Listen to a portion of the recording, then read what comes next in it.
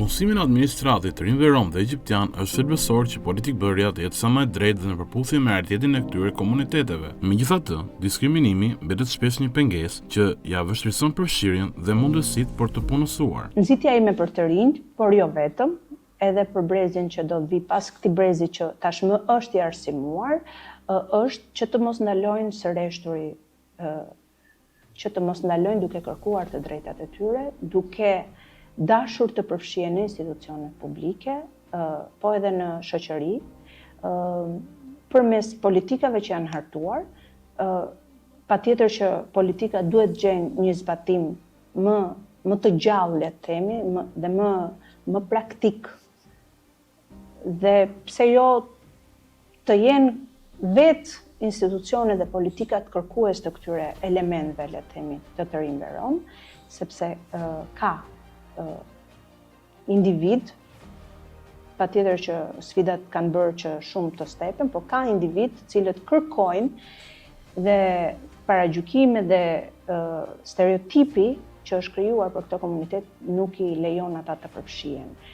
Një tjetër pikë që unë mendoj që të rinjt rom duhet të luftojnë është që të përfshinë veten e tyre në punë praktike të vogla për të treguar se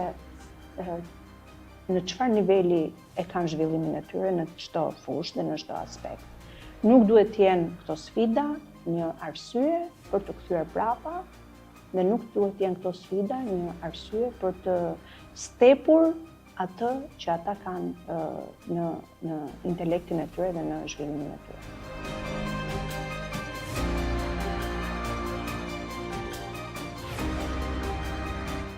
Përgjithsisht kam vënë re që në komunitetin rom janë disa nga format e diskriminimit, mund të them në arsim, në punësim kryesisht, por edhe inteligjenca artificiale që sot po përdoret shumë për integrim dhe për zhvillim, po përdoret edhe për pjesën e diskriminimit, përfshirë këtu rrjetet sociale, por edhe të gjitha videot apo le të themi krijimet që bëhen kanë le të themi një pikë ku kundërshtojnë dhe janë pjesë e fenomenit të diskriminimit. Në pjesën e punësimit mund të them që në shumicën e rasteve të gjithë punëmarrësit kryesisht nisen nga fakti i paragjykimeve që kanë dhe perceptimet që ata kanë për komunitetin rom, duke bërë kështu përjashtimin apo shmangjen e punësimit të tyre. Në fushën e arsimit, shpesh herë ça unë kam vënë re, janë tek pjesa që në klasë diferencohen, nuk i kushtohet shumë rëndësi për aspektin e intelektit të tyre, dhe kjo e bën atë më një nxënës le të themi të komunitetit rom e bën më të padëshiruar për frekuentimin e shkollës. Kanë bërë që këto komunitete të jenë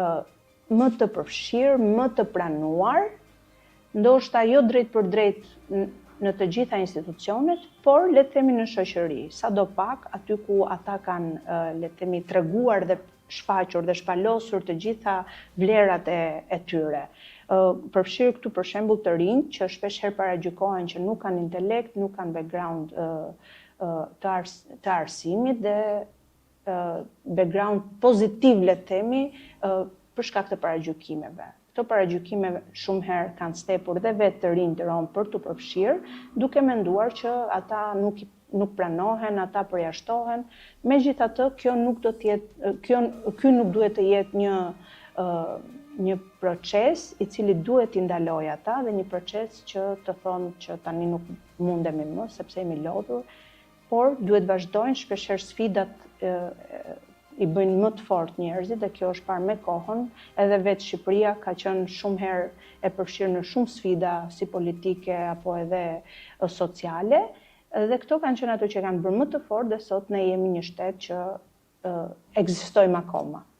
Janë shumë të rëndësishme këto institucione, përfshirë këtu Komisionerin për mbrojtjen nga diskriminimi, Agjencitë për mbrojtjen e grave të dhunuara dhe fëmijët, Avokatin e popullit, patjetër dhe ministritë të cilat kanë të përfshirë mbrojtjen e minoriteteve, përfshirë këtu edhe Komitetin e Pakicave Kombëtare.